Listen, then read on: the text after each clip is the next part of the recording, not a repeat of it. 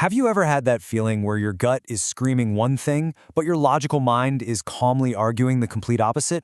Yeah, of course you have. We all have. It's this fundamental battle that plays out in our heads every single day between two incredibly powerful and really different ways of thinking. Napoleon had a great phrase for this feeling of uncertainty. He called it the fog of war. It's that murky cloud of high stakes and incomplete information that makes big decisions so incredibly hard. But here's the thing, that fog isn't just for battlefields. It shows up in our lives all the time. In boardrooms and job interviews, anytime you have to make a big call and the right answer isn't obvious. So back in 2000, the Pentagon decided to try and conquer this fog once and for all. They poured hundreds of millions of dollars into a massive war game simulation they called the Millennium Challenge. The idea behind it was pretty revolutionary. What if modern technology, we're talking supercomputers, satellites, endless data, could finally cut through the uncertainty and make war predictable? So picture this. On one side, you've got the blue team, representing the US military. They had every advantage you can imagine. Huge teams of analysts, massive databases, complex models predicting every possible move. Their entire strategy was built on pure logical analysis. And on the other side, the red team, led by just one guy, a Marine veteran named Paul Van Riper. He had none of the blue team's fancy tech. All he had was years of experience and a core belief that you just can't predict complex situations like war. Well, what happened next was, frankly, a total shock. While the blue team was busy analyzing their data and running simulations, Van Riper just acted. He used old-school, unpredictable tactics, like motorcycle messengers to stay off the grid. And in a stunningly fast strike, the red team sank 16 ships, that's an entire naval fleet, in less than an hour. The blue team barely knew what hit them. It was a complete disaster for the data-first approach. And this, right here, brings us to the real question. If all that analytical power, all that data, can be taken down so easily, what are we missing?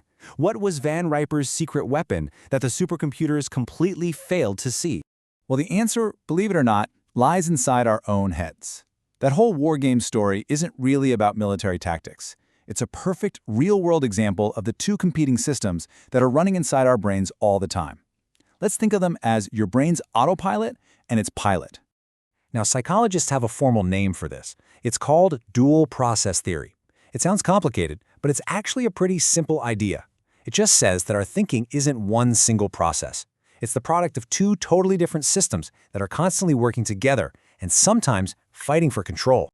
The researchers who really defined this, Keith Stanovich and Richard West, gave them the pretty straightforward names you see here, System 1 and System 2.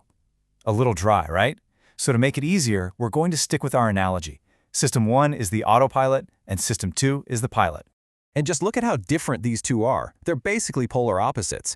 Your autopilot, System 1, is blazing fast. It's unconscious, automatic. It's your gut feeling. It's the part of you that instantly recognizes a friend in a crowd.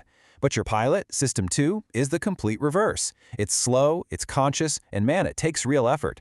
This is the brainpower you have to fire up to solve a tough math problem or carefully read a contract. It's your logical, analytical self.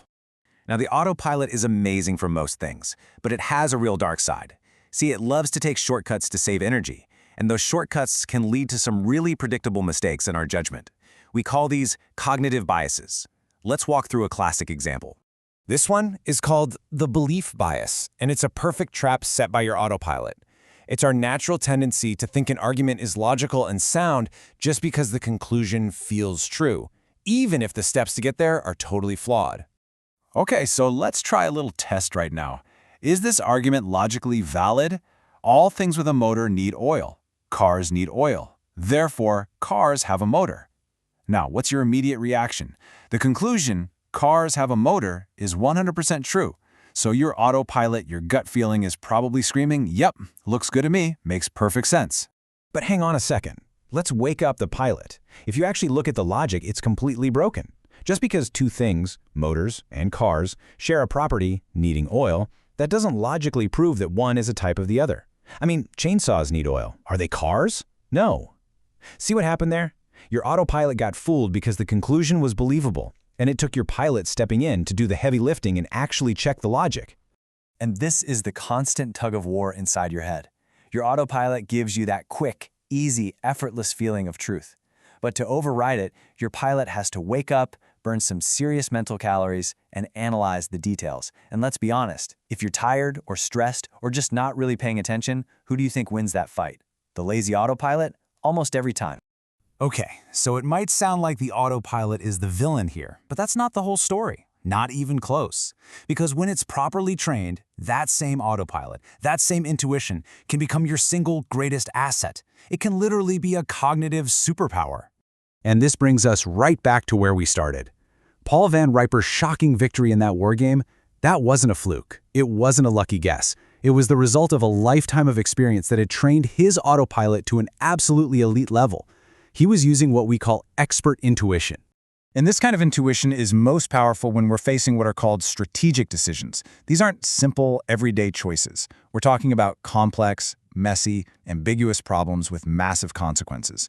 Exactly the kind of decisions you have to make when you're in the fog of war or trying to navigate a crazy business environment. So here's the key takeaway. In situations that are complex and moving fast, where things are uncertain, just like in the Millennium Challenge, a highly trained autopilot can actually outperform the slow, deliberate pilot. It can instantly recognize subtle patterns from years of experience and make a gut call that's not only faster, but often better than what the pilot could come up with after hours of analysis. It's like Malcolm Gladwell, who wrote a lot about this, said, "Success isn't about choosing one way of thinking over the other. It's not about being purely logical or purely instinctive. The real art is in finding the balance between the two." So that's the million-dollar question, isn't it?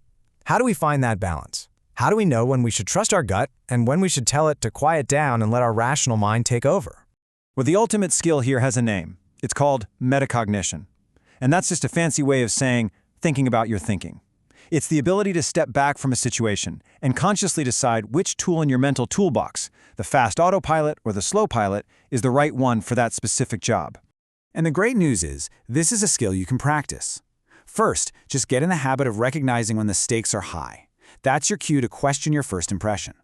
Second, if you feel that mental struggle, that uncertainty, that's a red flag telling you to slow down and engage your pilot. And finally, if you want a smarter autopilot, you have to feed it. You have to build deep experience in an area so its intuition has something to work with. So the next time you're facing a tough choice, a moment where you're surrounded by that fog of uncertainty, just take 1 second. Ask yourself, who's in the driver's seat right now? Is it your fast, intuitive autopilot or your slow, deliberate pilot? Knowing who to hand the controls to, well, that might just change everything.